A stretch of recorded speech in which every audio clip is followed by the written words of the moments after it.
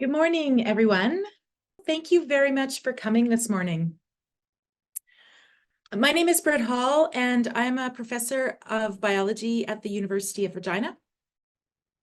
First, I'd like to acknowledge that while my ancestors were settlers, my homeland is in Treaty 1 territory, and I now live and work in Treaty 4. I acknowledge that I am a guest on this land, the homeland of the Métis Michif Nation and the traditional lands of the Nihiwak, the Anishinaabeg, the Lakota, the Dakota, and the Nakota peoples. It is also the homeland of my children, and I see my school-age children in the K-12 education system learn about systemic racism and all of the resulting negative impacts on Indigenous peoples. And as a result, they have committed to truth and reconciliation and taught me to do the same. It makes me hopeful, but I recognize that we have a very long road ahead in addressing the past atrocities towards Indigenous peoples, and I offer this land acknowledgement as a small step toward healing. I'm here in my capacity as the president of the University of Regina Faculty Association, or URFA. URFA represents more than 1,500 members at Campion College, First Nations University of Canada, Luther College, and the University of Regina. Our members work as professors, sessional lecturers, lab instructors, administrators, career counselors, librarians, and more. Our members are the people who deliver and support a large part of Saskatchewan's post-secondary education. I join my contemporaries, leaders that represent educators from both the K-12 system and two of Saskatchewan's post-secondary institutions, the University of Saskatchewan and Saskatchewan Polytechnic, because our organizations are allies that care deeply about the quality of public education and care deeply about supporting students in our province. We come together because we have the same interest in protecting education in Saskatchewan. My children, along with all of today's K-12 students, are tomorrow's university students. And we know just how important it is that students get the support they need to succeed from the moment they show up in kindergarten to the moment they graduate from post-secondary institutions. The systemic underfunding of public education at all levels in our province is shameful. Teachers in the K-12 system tell us they are continually asked to do more with less. And we see the same thing in post-secondary as public funding falls farther behind each year. Years of cuts to post-secondary institutions have resulted in such issues as increased student tuition, leading to negative impacts on student mental health, decreased retention, and upon graduation, massive debts. The lack of government funding has also resulted in increased workload demands on staff that support student services. Professors, often teaching as precarious contract workers, are stressed because for many reasons, as with teachers in K-12, our classes are bigger and teaching has become more complicated. In short, we're seeing a vast failure of imagination from this government. Saskatchewan could have the world's best public education system with meaningful investments at every level that not only support the students we have, but attract learners from across the world to study here, to research here, and to contribute here in many, many different ways. And that's the vision that we share.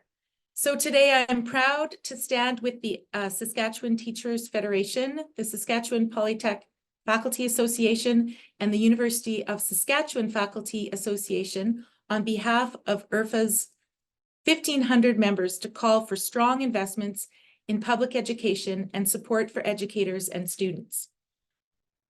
I'd like now to pass the mic over to Bill from the Saskatchewan Polytech Faculty Association. Thank you.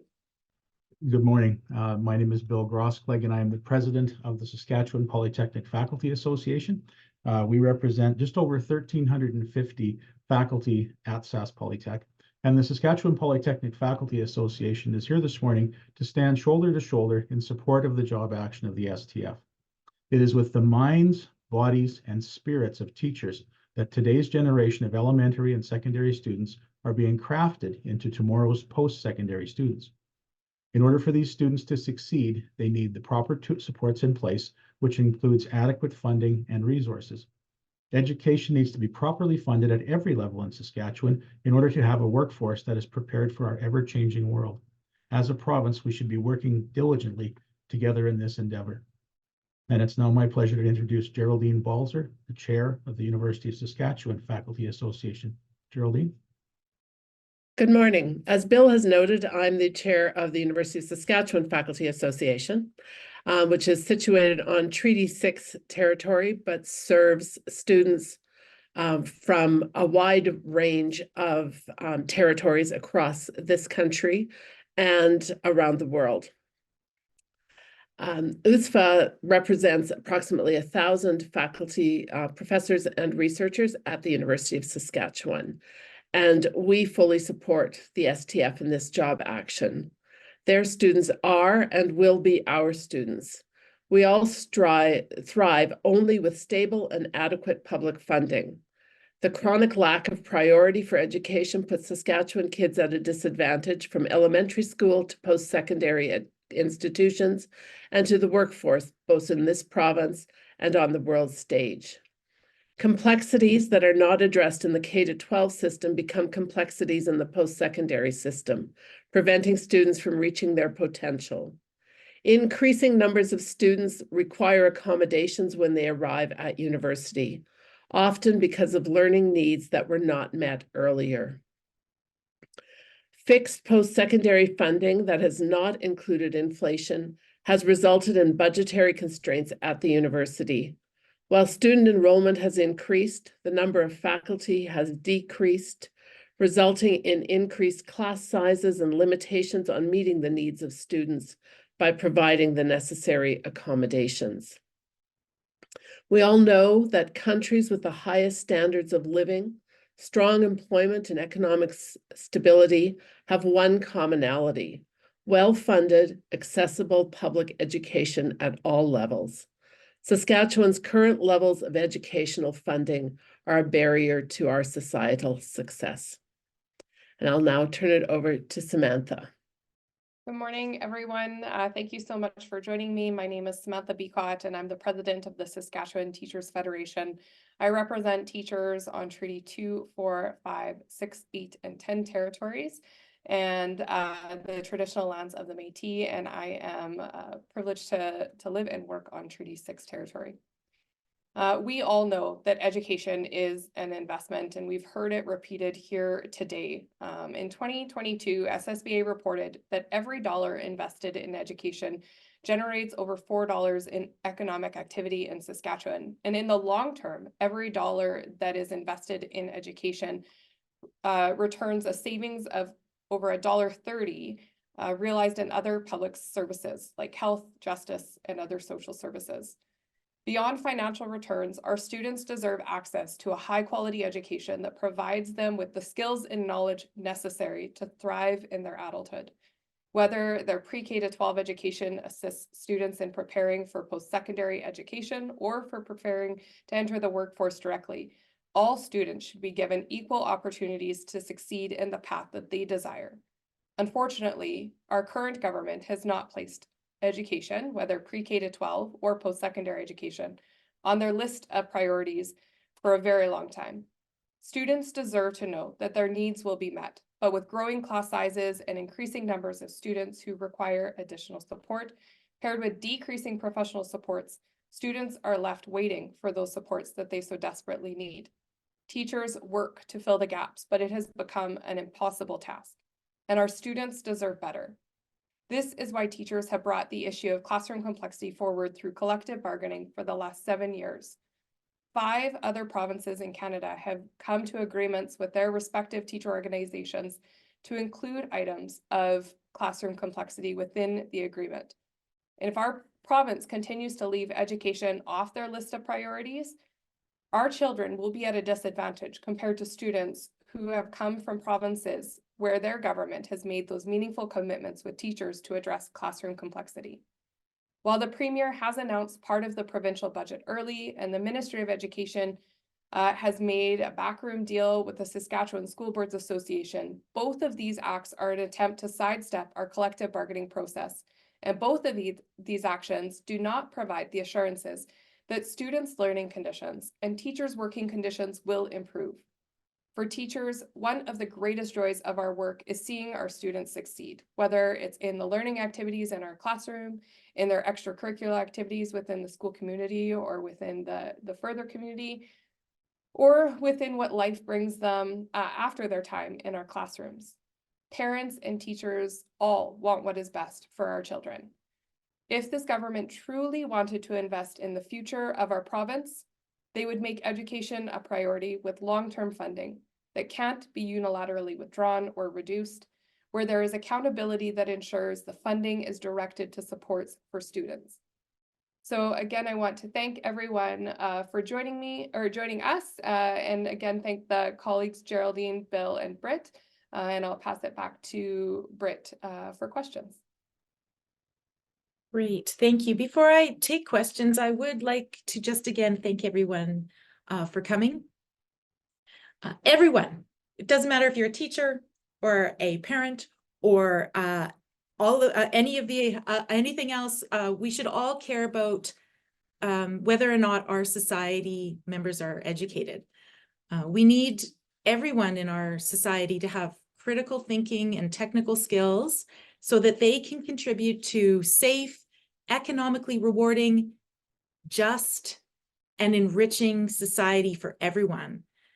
As my co-panelists here have said, we all want the best for our children and for our adult students.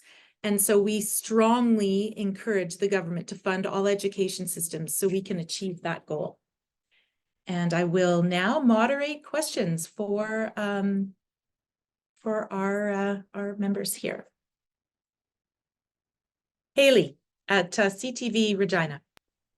Yeah, I was just looking, this is a little bit off topic, but I was just looking to see if you guys had any thoughts or comments regarding Minister Cockrell's attempt to evacuate some of the teachers who showed up at his office over the weekend.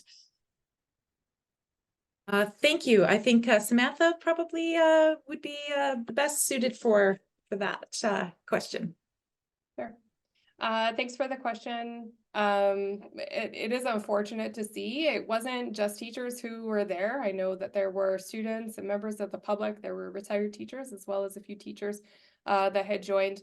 And the minister needs to really start listening to the concerns of the people in not just his community, but the people here in Saskatchewan who continue to say that public education is a priority.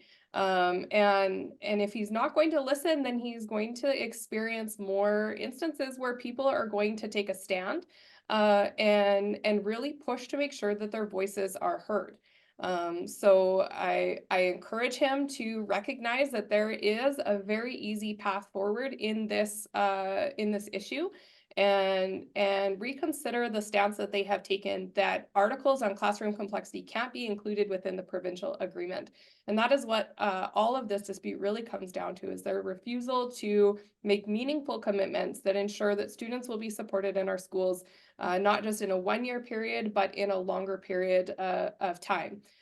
We need to know that funding will be coming, and we need to know that those funds will be directed to our classrooms to improve the conditions for all students across the province.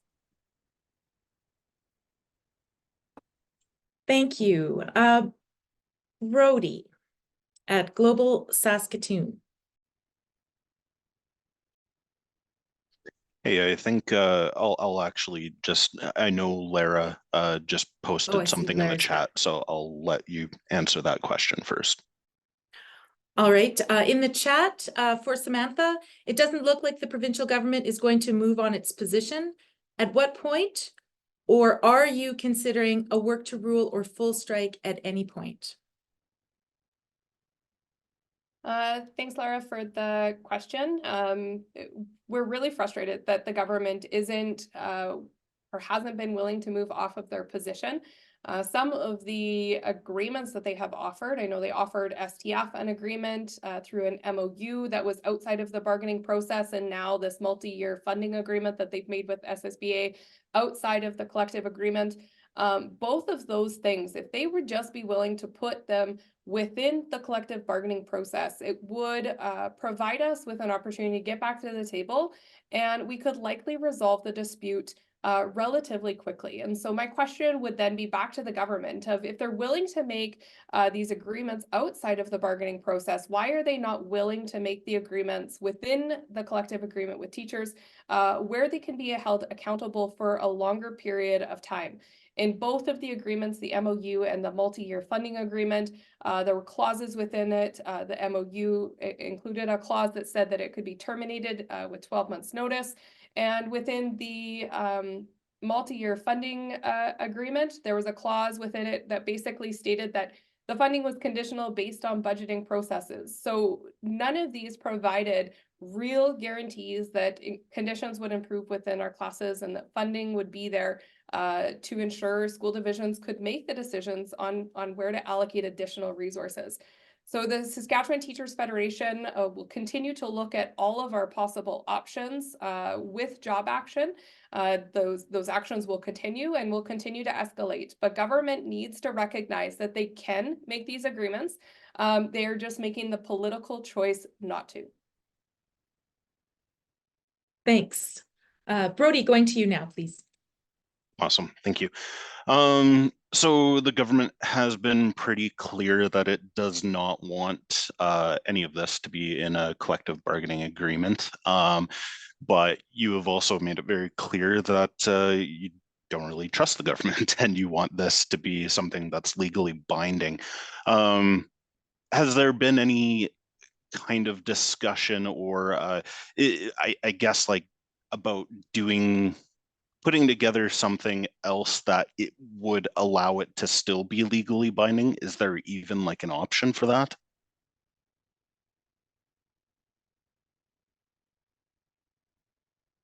Go ahead, Sam.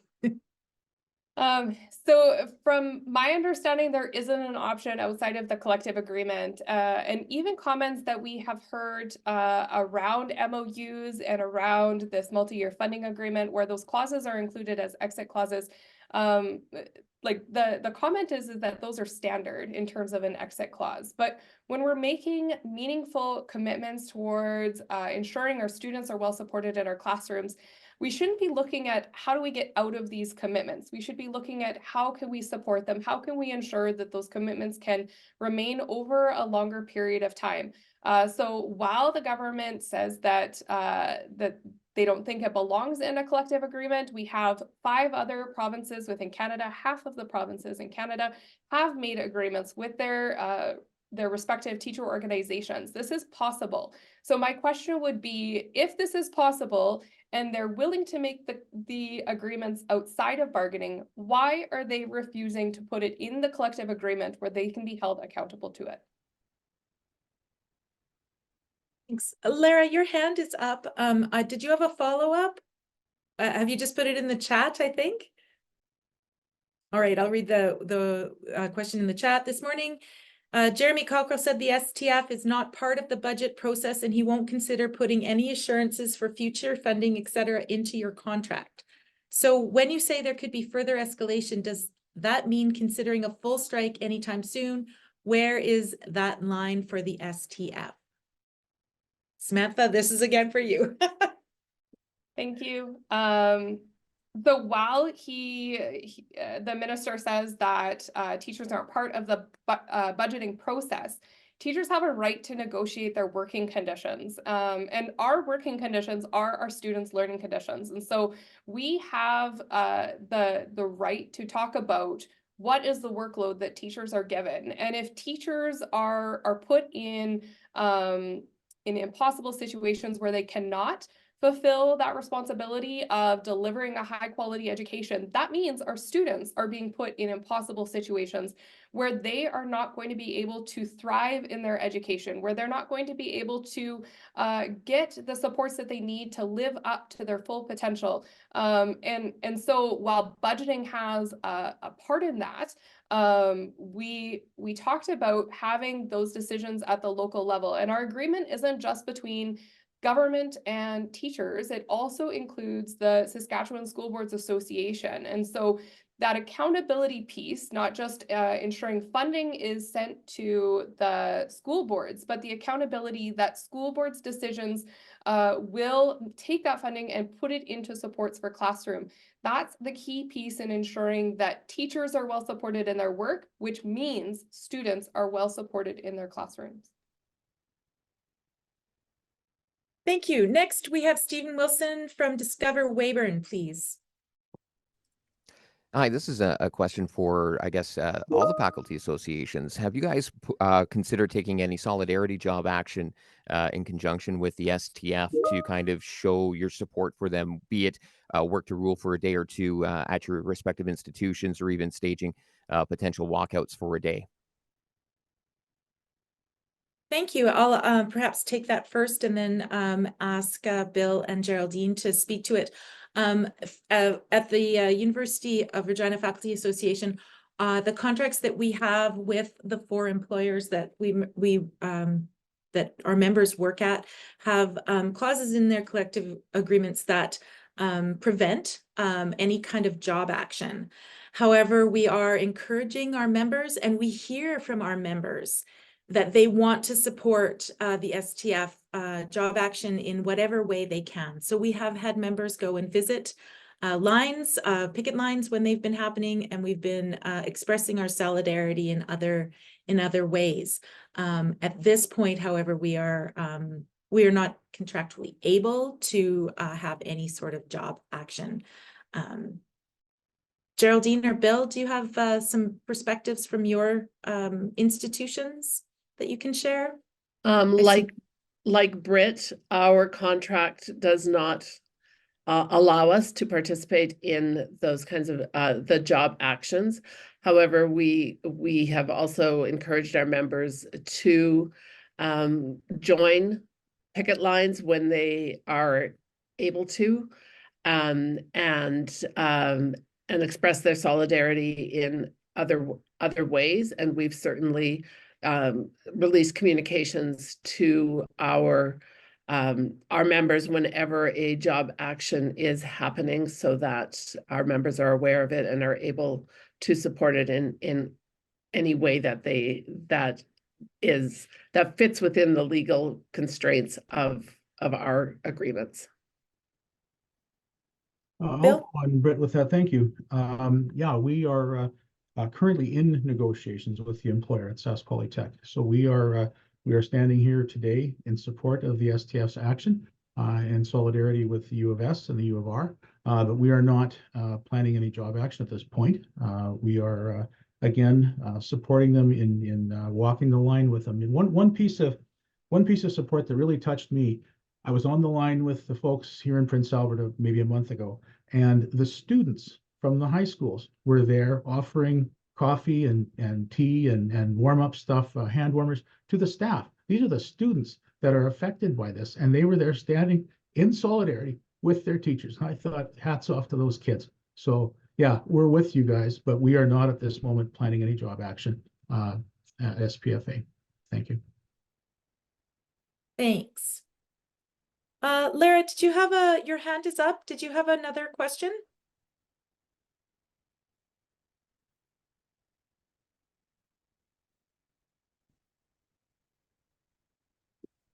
No worries. Catherine at Global News, please. Hi. So the universities right now are on a 2-year freeze after receiving funding upfront. They were in a 4-year term, if I believe I'm correct on that, and they received funding for the first 2 years, and now they're in a 2-year freeze.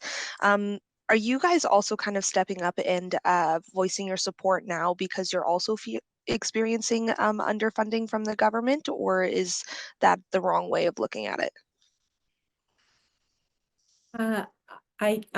Geraldine or Bill, do you want to tackle that before I do? Sure. Geraldine? Yeah. We're also in contract negotiations at this point in time as well, but definitely while there is some security in having multi-year funding agreements, they have not taken into account inflation. and have created budgetary constraints for the universities as well. While the universities have more ability to manage their budgets, the percentage of funding that comes into the university from the government has steadily decreased. And I don't have, Britt might have the numbers in her head at the moment, but I believe we used to be about 60% funded by the provincial government, and we're down to about 30%, which means, the ability of the university to increase revenue is to raise student tuition, to increase the number of international students who pay higher tuitions, and to look to private industry to sponsor various programs and facilities. So definitely those are constraints that impact us and are part of the reason why we would be standing in solidarity, recognizing the need for well-funded public education at all levels. Bill, did you have anything to add? No, I think Geraldine said it well. Thank you. I would just add that, budget day is next week. And while the STF has had some indication on where the government's head at on dollar amounts, there has been, and I wouldn't expect there to be any pre-budget announcements for the post-secondary system, but I was in the gallery last year during budget day, and there was no announcement for post-secondary then. And while we are in an election year, and maybe the chance of an announcement next week for post-secondary is a little bit higher, we call on the government now to consider post-secondary education funding on budget day next week. Britt, in the absence of questions, could I read a piece from 1946 from the government of Saskatchewan, please? Sure. This is in the back of the yearbook when my mom graduated from Teachers College. And it goes on to say, this is from the government member, the Honorable W.S. Lloyd was the Minister of Education and A.B. Ross was the Deputy Minister. And they said in the back of this yearbook, the privilege and responsibility of bringing to maturity the minds and characters of the children of Saskatchewan, Saskatchewan's most powerful asset, Saskatchewan's ultimate success or failure, Saskatchewan's greatest natural resource. And we talk about our natural resources, and that's 80 years old. This document is 80 years old. And then they said it, and today we need to hear that again from our government, because we're not hearing that. So thank you for allowing that. Thank you, Bill. Those are powerful words. Okay, I think at this point we will wrap things up. And once again, I'd just like to thank everyone for coming. I will just maybe ask for a final pass around to see if Geraldine, Samantha, or Bill has final thoughts. Bill, would you like to go first? Oh, you're muted. Yeah, I realize that. Thank you. I would just like to encourage everyone that's on this call today to press the government to answer this call. You're hearing from four of the major educational post-secondary institutions in the province here today, and this is big. So while we are still at the table and we have several dates booked going forward, I'd like to encourage our members to participate in this process. Walk the line with STF if you can. If it's your schedule allows it, be out there with them and support them, because we're in this together. And I'll close there, but thank you. Thank you, Geraldine. Thank you, everyone, for joining us today.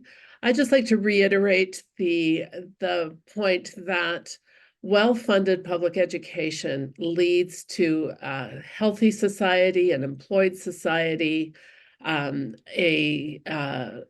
society where people experience good health. And underfunded education means that we are not meeting the needs of our society. And so considering the resources available to the government of Saskatchewan and where they choose to put those resources is really important for the future of our province. Thank you. And Samantha. I would echo the thanks that have been shared to everyone who has joined us, and also to the co-panelists, Britt, Bill, and Geraldine, for adding your voice along with teachers and our call on government to adequately fund public education, whether it's pre-K to 12 or post-secondary. This shouldn't be as difficult as it is. This is in the best interest of not just the children of this province, it is the best interest of everyone here in Saskatchewan. Our government has the ability to properly fund public education. They are just making the political choice not to. So I would encourage everyone to continue to send emails through Tell Them Tuesday, call your MLA, the Minister of Education, or the Premier, and let them know that they need to start finding solutions so that students can thrive in their education and we can set Saskatchewan up for a successful future. So thank you again. Thank you. Thanks, everybody.